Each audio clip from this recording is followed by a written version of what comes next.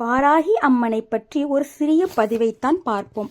ஒரு அம்மாவிற்கு எத்தனை குழந்தைகள் இருந்தாலும் அவர்கள் அனைவருக்கும் பாரபட்சமின்றி நல்லதை மட்டும் செய்பவள்தான் தாய்.